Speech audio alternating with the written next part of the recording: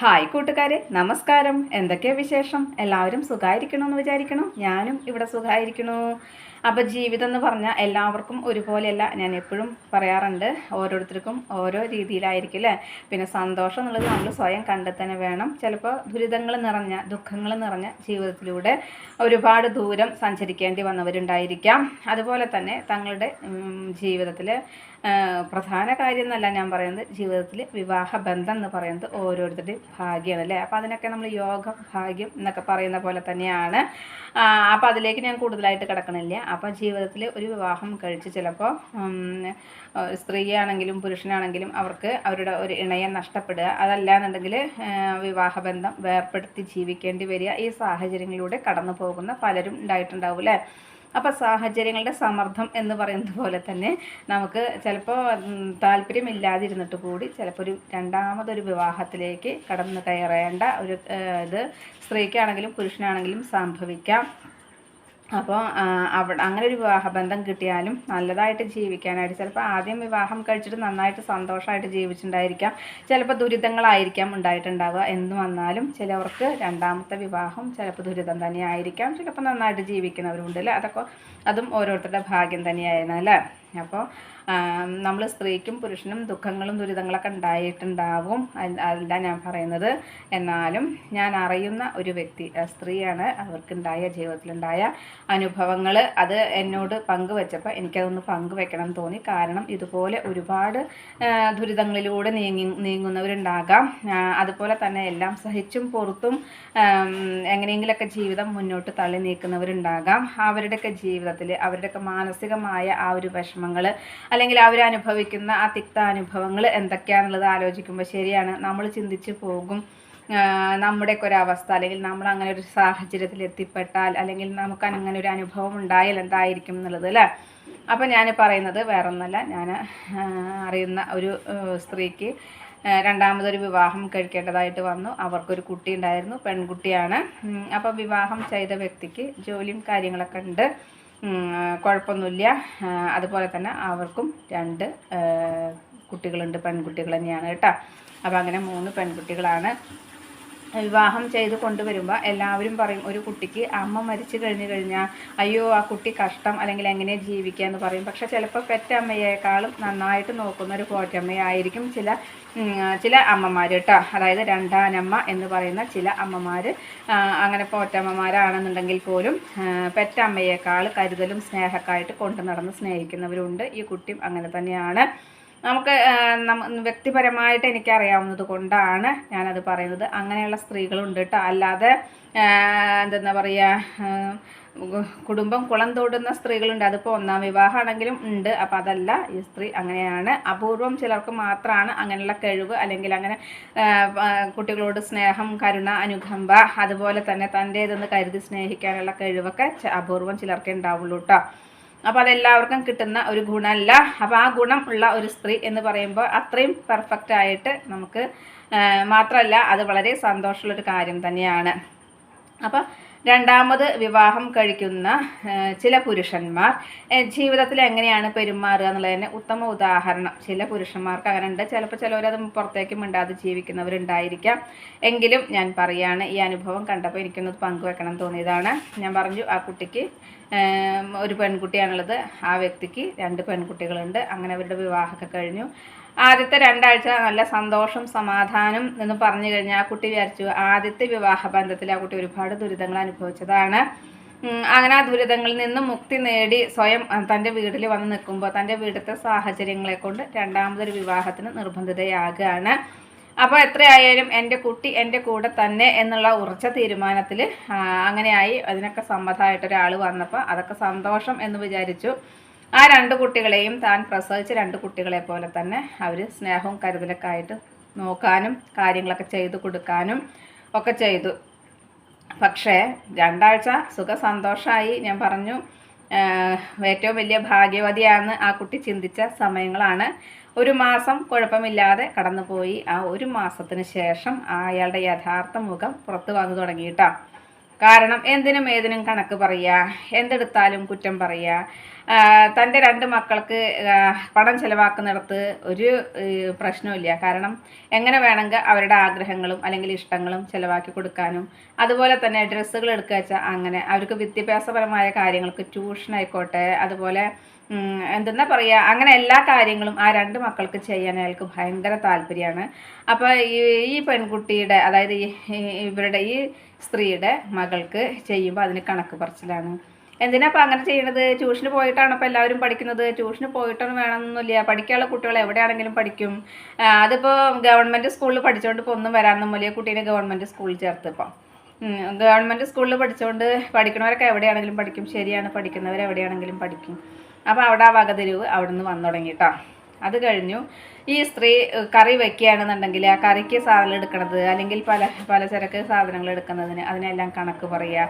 കടയിൽ പോയാൽ ഈ സ്ത്രീ പറയുന്ന സാധനങ്ങൾ മേടിക്കാതെ അദ്ദേഹത്തിന് ഇഷ്ടമുള്ള സാധനങ്ങൾ വാങ്ങിക്കുക. അതുപോലെ തന്നെ എവിടേക്ക് പോകുമ്പോഴും മുൻപന്തിയിൽ ആരുടെ മുൻപിലും തൻ്റെ മക്കളാണ് നല്ലത്, തൻ്റെ മക്കൾ പഠിക്കാൻ മിടുക്കരാണ്, തൻ്റെ മക്കൾക്ക് ബുദ്ധി കൂടുതലാണ്, തൻ്റെ മക്കൾ എല്ലാ കാര്യങ്ങളും ചെയ്യും എന്നുള്ള രീതിയിലുള്ള സംസാരവും കാര്യങ്ങളും. അപ്പോൾ ഇതെല്ലാം കാണുമ്പോൾ അവർക്ക് മാനസികമായിട്ട് വിഷമങ്ങൾ വന്നു തുടങ്ങിയിട്ടോ. അപ്പോൾ ഈ പെൺകുട്ടി ചെറുതാണെങ്കിലും അയാളുടെ മക്കളെക്കാളും ചെറിയ കുട്ടിയാണ്, ചെറുതാണെങ്കിലും ആ കുട്ടിയും അഡ്ജസ്റ്റ് ചെയ്തിട്ട് അമ്മയുടെ അതേപോലെ അഡ്ജസ്റ്റ് ചെയ്യുന്നൊരു സ്വഭാവം ആയതുകൊണ്ട് അങ്ങനെ അഡ്ജസ്റ്റ് ചെയ്ത് പോവുകയാണ്. അങ്ങനെ പോയി കാലങ്ങൾ ഇങ്ങനെ കഴിഞ്ഞ് പോയതുകൊണ്ടും ബുദ്ധിമുട്ടുകൾ ഏറി വരികയാണ്. സ്കൂളിൽ നിന്ന് ടൂറ് വിടുകയാണെന്നുണ്ടെങ്കിൽ ആ 2 കുട്ടികളെ വിടും, ഈ കുട്ടീനെ വിടില്ല. അപ്പോൾ എന്താ കാരണം പറയാച്ചാൽ പെൺകുട്ടികളെന്ന്, അപ്പോൾ അതും പെൺകുട്ടികളല്ലേ. അപ്പം ആ പെൺകുട്ടികൾക്ക് സ്കൂളിൽ നിന്ന് ടൂറ് പോകാമെന്ന് വെച്ച് കഴിഞ്ഞാൽ ഈ പെൺകുട്ടിക്ക് എന്താ ബുദ്ധിമുട്ട്? അപ്പോൾ പെൺകുട്ടികൾ അങ്ങനെയൊന്നും പോകണ്ട, സ്കൂളിൽ നിന്നൊക്കെ പോയി കഴിഞ്ഞാൽ അതൊക്കെ ബുദ്ധിമുട്ടാണ്. അപ്പോൾ വലുതായി കല്യാണമൊക്കെ കഴിഞ്ഞിട്ട് പോട്ടെ, അങ്ങനെയാന്നൊക്കെ പറയും അത്ര. അതുപോലെ ഇപ്പോൾ എന്തെങ്കിലും സാധനങ്ങൾ വേണം, അല്ലെങ്കിൽ നമുക്ക് എന്തെങ്കിലും ഇഷ്ടമുള്ള ഭക്ഷണം പുറമേ നിന്ന് വേണമെന്ന് പറഞ്ഞു കഴിഞ്ഞാൽ ഒക്കെ കാശ് കൊടുത്തിട്ടൊന്നും മേടിക്കാൻ നിൽക്കണ്ട, എന്തിനാ വെറുതെ കാശ് ചിലവാക്കണമെന്ന് പറയും. പക്ഷേ മറിച്ച് ആ കുട്ടികൾക്ക് അങ്ങനെയാണെന്നുണ്ടെങ്കിൽ പുറത്ത് പോകാനും അവർക്ക് വേണ്ട സാധനങ്ങൾ വാങ്ങിച്ചു കൊടുക്കാനും അവരാവശ്യപ്പെടുന്ന ഭക്ഷണങ്ങൾ വാങ്ങിച്ചു കൊടുക്കാനും ഒന്നിനും ബുദ്ധിമുട്ടില്ല കേട്ടോ. അപ്പോൾ ശരിക്കും വേർതിരിവ് നന്നായിട്ട് മനസ്സിലാക്കാം. കാരണം അതും പെൺകുട്ടികളാണ്, ഇതും പെൺകുട്ടിയാണ്. പിന്നെ അങ്ങനെ ഓരോ കാര്യങ്ങളിലും, പിന്നെ പഠിപ്പിൻ്റെ കാര്യത്തിലാണെങ്കിലും ഈ കുട്ടീനെ ഇപ്പോൾ അതിനൊക്കെ ഇംഗ്ലീഷ് മീഡിയം സ്കൂളിലൊക്കെ ചേർത്ത് അവരങ്ങനെ പഠിക്കുകയാണ്. അപ്പോൾ അവരങ്ങനെയല്ലേ പഠിച്ചിട്ടുണ്ടായിരുന്നത്, അപ്പോൾ അതുകൊണ്ട് അങ്ങനെ തന്നെ പഠിച്ചു പോട്ടെ. ഇവളിപ്പോൾ വേറെ സ്കൂളൊക്കെ മാറ്റിയില്ലേ, അപ്പോൾ അതുകൊണ്ട് ഗവൺമെൻറ് സ്കൂളിൽ ഇനിയിപ്പോൾ എവിടേക്കെങ്കിലും എങ്ങനെയൊക്കെ സ്ഥലം മാറ്റങ്ങളും കാര്യങ്ങളൊക്കെ ആണെന്നുണ്ടെങ്കിൽ വീണ്ടും മാറ്റാനായിട്ട് നിൽക്കണ്ടേ, അപ്പോൾ അത് വേണ്ട എന്ന് പറഞ്ഞിട്ട് ഗവൺമെൻറ് സ്കൂളിൽ എങ്കിലും ആ കുട്ടി നന്നായിട്ട് പഠിച്ചു, നല്ല മാർക്കോട് കൂടിയിട്ട് പാസ്സാവണമൊക്കെ ഉണ്ടായിരുന്നു കേട്ടോ. സ്കൂളിലും അങ്ങനെയൊക്കെയാണ്. പക്ഷേ പിന്നെ ആ കുട്ടിയുടെ സ്വഭാവത്തിൽ മാറ്റങ്ങൾ വന്നു തുടങ്ങുക വേറെ ഒന്നല്ല, ആരോടും സംസാരിക്കാതെ ആവുക. അമ്മയോട് പോലും, മറ്റേത് അമ്മയോട് എല്ലാ കാര്യങ്ങളും വന്ന് പറയും, പക്ഷെ അമ്മയ്ക്കും അമ്മയുടേതായ ബുദ്ധിമുട്ടുകളുണ്ട് എന്നുള്ളത് ആ കുട്ടി മനസ്സിലാക്കിയപ്പോൾ ആ കുട്ടി അമ്മേനെ ശല്യപ്പെടുത്തേണ്ട സ്വയം എന്തെന്നാ പറയുക, സ്വയം ഒഴിഞ്ഞു മാറിയും കൊണ്ട് ഒറ്റയ്ക്ക് ഇരുന്നു കൊണ്ട് ഏകാന്തമായിട്ട് തൻ്റെ കാര്യങ്ങൾ അങ്ങനെ പഠിപ്പിലും കുറേശ്ശെ പിന്നാക്കം വരികയല്ല, മാർക്ക് കുറയലല്ല, പക്ഷെ എന്നാലും ഒരു മാറ്റം ആ കുട്ടിക്ക് വന്നു കേട്ടോ. അപ്പോൾ ഇതെല്ലാം കണ്ടപ്പോൾ ഈ സ്ത്രീക്ക് വിഷമം വരികയാണ്. കാരണം എന്താണെന്ന് വെച്ച് കഴിഞ്ഞാൽ താനോ ഇങ്ങനെ ആയിപ്പോയി, തൻ്റെ മകളെങ്കിലും നല്ലൊരു ജീവിതം അല്ലെങ്കിൽ നല്ലൊരു ഭാവി, വിദ്യാഭ്യാസം നന്നായിട്ട് വേണം, ഒരു ജോലി വേണം, അത് ഏതൊരു അമ്മയും ആഗ്രഹിക്കും അല്ലേ. സാധാരണ അവസ്ഥയിലുള്ള ഒരു അമ്മയും അച്ഛനും ആഗ്രഹിക്കുന്ന കാര്യം തന്നെയാണത്. പക്ഷേ ഇങ്ങനെയുള്ള രൂപത്തിലായപ്പോൾ ഇവർക്ക് കുറച്ചും കൂടി ഒരു സ്വപ്നങ്ങൾ ഉണ്ടായിരിക്കും. കാരണം തൻ്റെ ജീവിതം ഇങ്ങനെ നഷ്ടപ്പെട്ടു, അല്ലെങ്കിൽ തനിക്ക് ഇങ്ങനെയായി തൻ്റെ ജീവിതം, തൻ്റെ മകളെങ്കിലും നല്ലൊരു പൊസിഷനിൽ എത്തണം, അല്ലെങ്കിൽ നല്ല സന്തോഷമായിട്ട് ജീവിക്കുന്നത് എനിക്ക് കാണണം എന്ന ആ ഒരു ആഗ്രഹം എന്തായാലും ആ അമ്മയ്ക്ക് ഉണ്ടായിരുന്നു. അങ്ങനെ അവസാനം ആ കുട്ടിയുടെ 10ാം ക്ലാസ് പരീക്ഷയാണ്. ആ 10ാം ക്ലാസ് പരീക്ഷ സമയത്ത് ഇയാൾ കുറച്ച് മദ്യപനായിരുന്നു. അങ്ങനെ ബഹളം ഉണ്ടാക്കലും കാര്യങ്ങളും ഒക്കെ ആയി. അപ്പോൾ ഈ കുട്ടിക്ക് പരീക്ഷയുടെ തലേ ദിവസം ഇതുപോലെ പ്രശ്നങ്ങളൊക്കെ ആയപ്പോൾ പരീക്ഷ എഴുതാനും കാര്യങ്ങൾക്കൊക്കെ ബുദ്ധിമുട്ടായി. എങ്കിലും ആ കുട്ടി അത്യാവശ്യം മാർക്കോട് കൂടിയിട്ട് പാസ്സായി കേട്ടോ. ഫുൾ A+ ഇല്ലെങ്കിലും പാസ്സായിട്ടുണ്ട്. പിന്നെ ആ കുട്ടിയെ കോളേജിൽ ചേർക്കേണ്ട സമയത്തിന് മറ്റ് 2 കുട്ടികളെയും കോളേജുകളിലൊക്കെ ചേർക്കുമ്പോൾ അതിന് മുൻഗണന കൊടുത്തുകൊണ്ട്, അല്ലെങ്കിൽ അതിന് ആളുടെ ആ വ്യക്തിയുടെ ഇഷ്ടപ്രകാരം ഓരോരോ കാര്യങ്ങൾക്ക് എത്ര പണം ചിലവാക്കിയാലും കുഴപ്പമില്ല എന്നുള്ള രീതിയിൽ ഓരോരോ കാര്യങ്ങൾക്ക് ചേർത്തു. അങ്ങനെ ചേർത്തു ഈ കുട്ടീനെ ചേർക്കേണ്ടത് എന്താണെന്ന് പോലും അന്വേഷിക്കണില്ല, അല്ലെങ്കിൽ ഫോം ഫില്ല് ചെയ്യേണ്ട കാര്യത്തിന് പോലും അന്വേഷിക്കാതെ എന്ത് വേണമെങ്കിലും ചെയ്തോളൂ, എനിക്ക് കുഴപ്പമില്ല എന്നുള്ള രീതിയിൽ പറഞ്ഞിട്ട് പോകുമ്പോഴുള്ള മാനസിക വിഷമം, ആ ഒരു വിഷമം എത്രയല്ലേ. അപ്പോൾ 10ാം ക്ലാസ് കഴിഞ്ഞു, +2-ന് ഏതാണ് എടുക്കേണ്ടത് അല്ലെങ്കിൽ എന്താണ് ചെയ്യേണ്ടത്, അല്ലെങ്കിൽ ആ ഫോം ഒന്ന് ഫില്ല് ചെയ്ത് കൊടുക്കുക, കൂടെ ഒന്ന് പോകണോണ്ടൊന്നും കുഴപ്പമില്ലല്ലോ അല്ലേ. അവരുടെ മക്കളെ ചേർക്കാനൊക്കെ ഇവർ മുൻപന്തിയിൽ പോകണം, ഇവരെല്ലാത്തിനും മുൻപന്തിയിൽ നിൽക്കണം, എല്ലാ കാര്യങ്ങളും ചെയ്യണം, അങ്ങനെയൊക്കെ കേട്ടോ. അപ്പോൾ അതൊക്കെ ആയപ്പോൾ ശരിക്കും പറഞ്ഞാൽ അവർക്ക് മടുത്തു തുടങ്ങി എന്ന് പറഞ്ഞു കഴിഞ്ഞാൽ ഇങ്ങനൊരു അടിമയെ പോലെ, അല്ലെങ്കിൽ തൻ്റെ മകൾക്കും തനിക്കും ഒരു സ്വാതന്ത്ര്യമില്ലാതെ ഇങ്ങനെ ജീവിക്കുന്നതിനൊക്കെ ഭേദം ഈ വ്യക്തിയെ ഇട്ടെറിഞ്ഞ് പുകഞ്ഞാണെന്ന് അവർക്ക് സ്വയം തോന്നി. പക്ഷേ പിന്നെയും പിടിച്ചു നിൽക്കുന്നത് എന്തുകൊണ്ടാണെന്ന് വെച്ച് കഴിഞ്ഞാൽ ആദ്യ ഒരു വിവാഹബന്ധം തകർന്നു പോയി, രണ്ടാമതൊരു വിവാഹം സാഹചര്യങ്ങളെ കൊണ്ട് കഴിക്കേണ്ടതായിട്ട് വന്നു. ആ സാഹചര്യത്തിൽ വീണ്ടും ഞാനിങ്ങനെ പോയി കഴിഞ്ഞാൽ ആൾക്കാർ എന്ത് പറയും, അല്ലെങ്കിൽ എന്താണ് ചിന്തിക്കുക, അല്ലെങ്കിൽ എൻ്റെ വീട്ടുകാർക്ക് ഞാൻ വീണ്ടും ഒരു ബാധ്യതയാവില്ലേ, പിന്നെ മാത്രമല്ല നാണക്കടല്ലേ, അടുത്തുള്ളവരെന്ത് പറയും, നാട്ടുകാരെന്ത് പറയും എന്നുള്ളൊരു ചിന്താഗതിയോട് കൂടിയിട്ടാണ് ജീവിച്ചു പോകുന്നത് കേട്ടോ. അപ്പോൾ പണ്ടുള്ളവർ പറയുന്നത് പോലെ കഴിച്ചിട്ട് ഇറക്കാനും വയ്യ, മധുരിച്ചിട്ട് തുപ്പാനും വയ്യ എന്ന് പറയുന്ന ഒരവസ്ഥയിലാണ്. കാരണം ഈ ഇങ്ങനൊരു ബന്ധത്തിൽ ജീവിച്ച് പോവാൻ പെടുന്ന പാട് ആ കുട്ടിക്ക് അറിയുള്ളൂ. താനിങ്ങനെ നിന്ന് കഴിഞ്ഞാൽ തൻ്റെ കുട്ടിക്ക് മെൻ്റലി പ്രോബ്ലം വരും എന്നുള്ളത് അവർക്ക് മനസ്സിലായി. കാരണം കുട്ടി ഞാൻ പറഞ്ഞു ഒറ്റയ്ക്ക് ഒതുങ്ങിക്കൂടുന്ന ഒരു പ്രകൃതത്തിലേക്ക് കടന്നു. അപ്പോൾ സ്കൂളിൽ നിന്ന് ടീച്ചേഴ്സ് മീറ്റിങ്ങിന് വിളിച്ചപ്പോൾ പറഞ്ഞു കുട്ടി ക്ലാസ്സിൽ ഒന്നും സംസാരിക്കണില്ല, എന്ത് ചോദിച്ചാലും വേണ്ടണില്ല, എന്താണ് കുട്ടിക്ക് ഇങ്ങനെ എന്താ സംഭവിച്ചതെന്നുള്ളത് ടീച്ചേഴ്സും ചോദിക്കാനായിട്ട് തുടങ്ങി. അങ്ങനെ ആയപ്പോൾ ഈ സ്ത്രീ വിചാരിച്ചു തനിക്ക് വിദ്യാഭ്യാസവും കാര്യങ്ങളും ഉണ്ട്, ആരെന്ത് പറഞ്ഞാലും വേണ്ടില്ല, താൻ തെറ്റ് ചെയ്യാത്തിടത്തോളം കാലം, അല്ലെങ്കിൽ താനൊന്നും അതായത് വേറെ രീതിയിലും നമ്മൾ ചിന്തിക്കാതെയും പ്രവർത്തിക്കാതെ ഇരിക്കുന്നിടത്തോളം കാലം എനിക്കൊരാളെയും പേടിക്കണ്ട, ആരെന്ത് പറഞ്ഞോട്ടെ, എനിക്ക് എൻ്റെ മോളെ നല്ല രീതിയിൽ വളർത്തണം എന്നുള്ള ഒരു വാശി, അല്ലെങ്കിൽ എന്താ അങ്ങനെ അവർക്ക് തോന്നി. അവർ സ്വയം ഒരു ജോലി കണ്ടുപിടിക്കുകയാണ്. അപ്പോൾ ഈ വ്യക്തി പറഞ്ഞു ഭാര്യ ജോലിക്ക് പോകണ്ട, ഭാര്യ ജോലിക്ക് പോയിട്ടൊന്നും വേണ്ട എനിക്ക് ജീവിക്കാനായിട്ട്, എനിക്ക് സാലറി ഉണ്ട്, ഞാൻ നന്നായിട്ട് കുടുംബം നോക്കണുണ്ട്, പിന്നെ എന്തിനാ നീ ജോലിക്ക് പോകണേന്ന് പറഞ്ഞു. അങ്ങനെ കുറച്ച് പ്രശ്നങ്ങളൊക്കെ ആയി അങ്ങനെ ജോലിക്ക് പോയി കഴിഞ്ഞപ്പോൾ എന്താണെന്ന് വെച്ച് കഴിഞ്ഞാൽ സാലറി കിട്ടുന്നത് ഹസ്ബൻഡിൻ്റെ കയ്യിൽ കൊണ്ടുവന്ന് കൊടുക്കണം. ഈ വീട്ടിലത്തെ പണികൾ, അയാളുടെ 2 മക്കളുടെ കാര്യങ്ങൾ, അവരുടെ നിർബന്ധ ബുദ്ധികൾ, അവരുടെ ഭക്ഷണ രീതികൾ, ഇതെല്ലാം കഴിഞ്ഞു അവനവനും മകൾക്കും ഒന്നും വേണ്ട, അവരുള്ളത് കൊണ്ട് അഡ്ജസ്റ്റ് ചെയ്ത് പോവുകയാണ്. അങ്ങനെ പോയി കഷ്ടപ്പെട്ട് ജോലി ചെയ്ത് ഇങ്ങനെയുള്ള ബുദ്ധിമുട്ടുകളിൽ കൂടാതെ ആ വ്യക്തി രാത്രി മദ്യപിച്ച് ഉപദ്രവവും കാര്യങ്ങളും മാത്രമല്ല ഭക്ഷണം പോലും കഴിക്കാതെ എത്രയോ രാത്രികളിൽ ഉറക്കൊഴിച്ച് ജോലിക്ക് പോകുമ്പോൾ കൃത്യസമയത്ത് ജോലി സ്ഥലത്ത് എത്താൻ പറ്റാത്ത രീതിയിൽ ആവാതിരിക്കാൻ വേണ്ടിയിട്ട് ഒരുപാട് കഷ്ടങ്ങളും നഷ്ടങ്ങളും എന്ന് പറഞ്ഞ പോലെ അതെല്ലാം സഹിച്ചും പുറത്തും അങ്ങനെ ജോലി ചെയ്ത് വീട്ടിൽ വന്ന് വീണ്ടും കഷ്ടപ്പാടുകൾ തന്നെ. അങ്ങനെ ആയിട്ട് ആ കിട്ടുന്ന ശമ്പളം അയാളെ ഏൽപ്പിക്കണം എന്ന് പറയുമ്പോൾ പക്ഷേ നിവൃത്തിയില്ലാതെ കുറച്ച് ദിവസമൊക്കെ ഏൽപ്പിച്ചു എന്നാണ് പറഞ്ഞത്. തനിക്കൊരു ഇന്നറിനോ അല്ലാന്നുണ്ടെങ്കിൽ ഒരു ബസ് ഫെയറിനോ വേണ്ട ഒരു ഓട്ടോ കൂലിക്ക് പോലും 5 പൈസ കയ്യിലില്ലാതെ അതിന് പോലും അയാളുടെ മുന്നിൽ കൈ നീട്ടുമ്പോൾ അയാൾ പുച്ഛിക്കും. ഇങ്ങനെയൊക്കെ ആയിട്ട് നീ ജോലി ചെയ്തിട്ട് നിനക്ക് എന്താ കിട്ടണത്, നീ ഇത്രയൊക്കെ പോയിട്ട് ഇരുന്നിട്ട് എന്താ നിനക്ക് മാസം കിട്ടണത്, എൻ്റെ ഒരു മാസത്തെ ശമ്പളം എനിക്കൊരു ചായ കുടിക്കാനില്ല, എനിക്കൊരു കുപ്പി വാങ്ങാനില്ല, അങ്ങനെയൊക്കെയാണ് അത്ര പറയാറ് കേട്ടോ. അപ്പോൾ ഇതെല്ലാം സഹിച്ച് നിന്നത് എന്താണെന്ന് വെച്ച് കഴിഞ്ഞാൽ പിന്നെ ഇയാൾ ആളുകളോട് പെരുമാറുമ്പോൾ അത്രയും ഡീസൻ്റാണ്, അത്രയും മര്യാദയുള്ളൊരു വ്യക്തിയാണ്.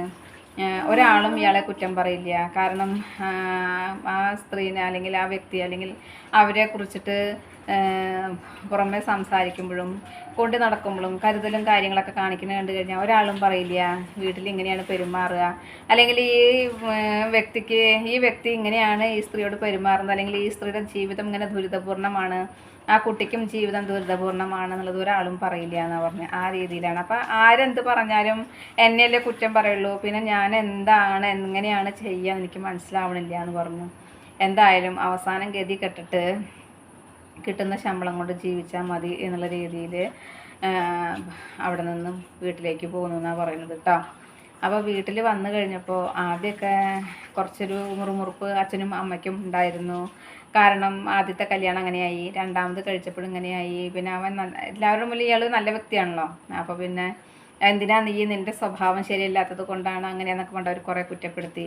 പക്ഷേ സഹോദരനും സഹോദരൻ്റെ ഭാര്യയും നല്ല സ്നേഹമായിരുന്നു. സഹോദരൻ്റെ ഭാര്യയ്ക്ക് കുറച്ചൊക്കെ ഈ സ്വഭാവം മനസ്സിലായിട്ടുണ്ടായിരുന്നു ഇവരുടെ വീട്ടിലേക്ക് വരുമ്പോൾ എന്നാണ് പറയുന്നത്. അങ്ങനെ ഇത് മനസ്സിലാക്കിയത് കൊണ്ട് ഇവർക്ക് ജീവിക്കാനുള്ള ഒരു എന്താ പറയുക ധൈര്യം കൊടുത്തു. അങ്ങനെ അവർ ആ ജോലിക്ക് പോയിട്ട് ജീവിച്ചു കൊണ്ടിരിക്കുകയാണ്. ഇന്നിപ്പോൾ ആ കുട്ടി എൻജിനീയറിങ്ങിന് ചേർന്നു, പഠിച്ചുകൊണ്ടിരിക്കുന്നുണ്ട്. സഹോദരൻ സഹായിക്കുന്നുണ്ട്. അതുപോലെ തന്നെ അവർ ജോലിക്കും പോകുന്നുണ്ട്. അങ്ങനെ ജീവിച്ചു പോണു. പലരും കുറ്റം പറയാനുണ്ടാവും, അല്ലെങ്കിൽ എന്താ ഇങ്ങനെ, അല്ലെങ്കിൽ ഇങ്ങനെയാണ്, അല്ലെങ്കിൽ അദ്ദേഹം നല്ല വ്യക്തിയാണല്ലോ, അല്ലെങ്കിൽ ഇങ്ങനെയാണല്ലോ, എന്തിനാ പിന്നെ അങ്ങനെ പോകുന്നത്, ഒരു കല്യാണം കഴിച്ചിട്ട് ഇങ്ങനെയല്ലേ, രണ്ടാമത് വീണ്ടും ഇങ്ങനെ ഒരു കല്യാണം കഴിച്ച് ഇങ്ങനെയാണോ ഒക്കെ പലരും ചോദിക്കാനും പറയാനും ഒക്കെ ഉണ്ടാവും. പക്ഷേ അനുഭവിക്കുന്നവർക്ക് അതറിയുള്ളൂ.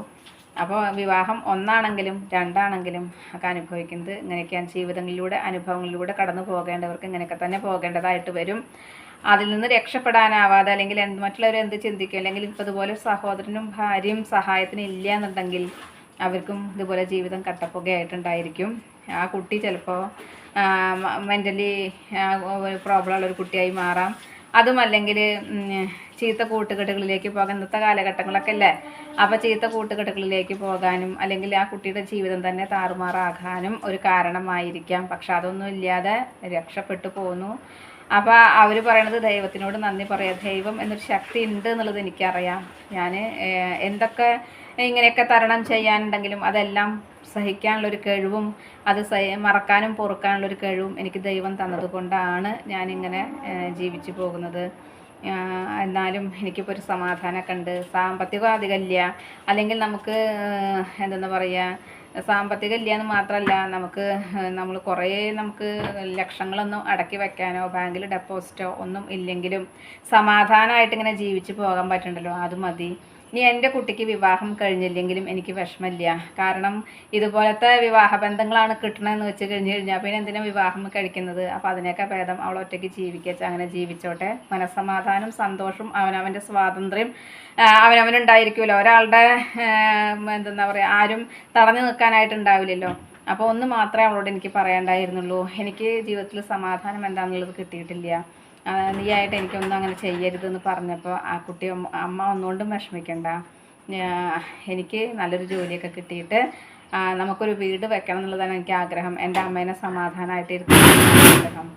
അതുപോലെ തന്നെ സഹോദരനും ഭാര്യയൊക്കെ പറഞ്ഞു, നല്ലൊരു ബന്ധങ്ങളൊക്കെ കിട്ടുകയാണെന്നുണ്ടെങ്കിൽ നമുക്ക് നോക്കാം, കുഴപ്പമില്ല, നീ പേടിക്കണ്ട, വിഷമിക്കണ്ട എന്നൊക്കെ പറഞ്ഞു എന്നൊക്കെ പറയാണ്.